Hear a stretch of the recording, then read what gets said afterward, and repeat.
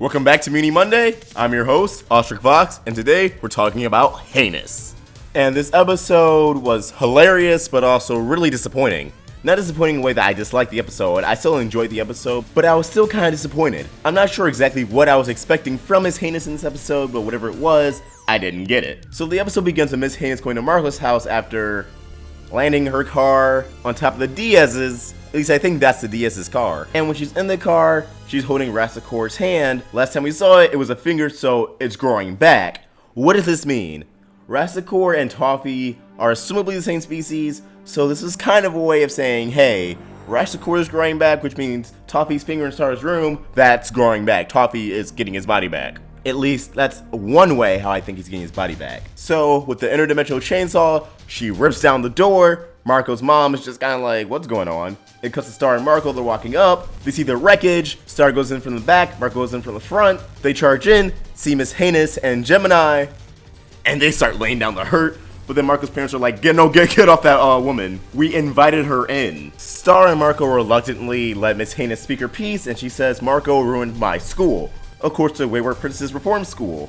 Everything was going smoothly, and then the event of the episode happened from season 1, and after Star and Marco left, the students still idolized Princess Marco and still rebelled. Which explains why Miss Heinous is no longer running the school in the beginning of season 2. Everyone was kind of wondering what happened. Now we know why, and we also know why Marco has this large source of income throughout season 2. Adam MacArthur, his voice actor, said we would get an answer, and I was not expecting this. They make merchandise off of Princess Marco. So every month, Marco gets a check of $650. So yeah, mystery solved. Really nice continuity. I'm actually glad they gave an answer to that. It's kind of like how Greg and Steven Universe is now a millionaire. So very nice touch. And Mr. and Mrs. Diaz are trying to wrap it up because they have neighbors coming over, the Morrisons. I'm not exactly sure if they're neighbors, but Mr. and Mrs. Diaz really went out to dinner with them. They're saying, oh, they're so cool. They've been on the list to have dinner with them for months. So Marco, Star, please wrap it up. And nothing really happened in this episode because Miss Heinous is just like, I want you to apologize. Well, at first she wanted to rip Marco's spine out. She wanted to do this and that to him, like really brutal stuff. It's like, calm down, Miss Heinous. And then Marco's just like, how about an apology? And Miss Heinous is like, okay, fine. Star kind of pulls Marco to the side like, you don't have to do this.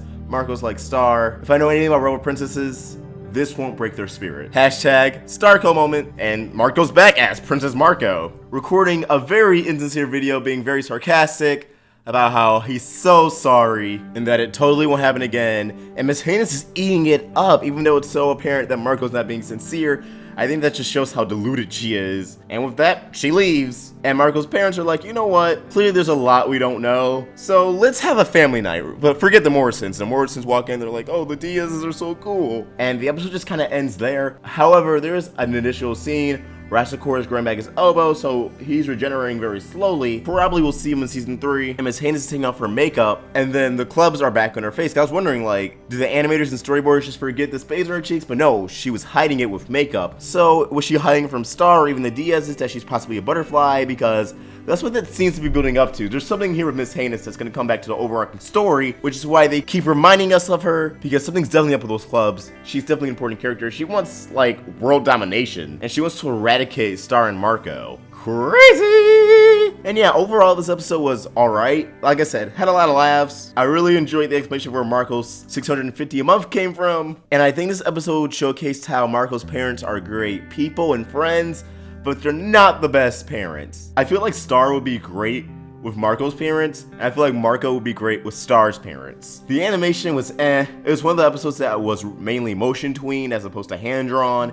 And of course, we all know that hand-drawn episodes are much more fluid and better, but honestly, for an episode like this, it didn't need to be hand-drawn. It really didn't. So yeah, this did serve as development for Marco's parents. It advanced to Miss Heinous' arc a little bit more. I thought it'd be wrapped up in this episode, but no, they're gonna drag it out till season 3. So like I said, she clearly has a bigger role in the story. There's no way she doesn't. So yeah, bit of a letdown episode. Still enjoyable. Nothing really blew me away. Nothing was spectacular. But do you guys agree or disagree? Comment down below. Let us know your thoughts. They also released the season 2 finale promo, which I'm going to cover hopefully today. I'll definitely try to get to it. And if you enjoyed this video, please like and subscribe. It really helps us out. Follow us on social media. Links to everything in the description down below. Ostrich Fox, signing out.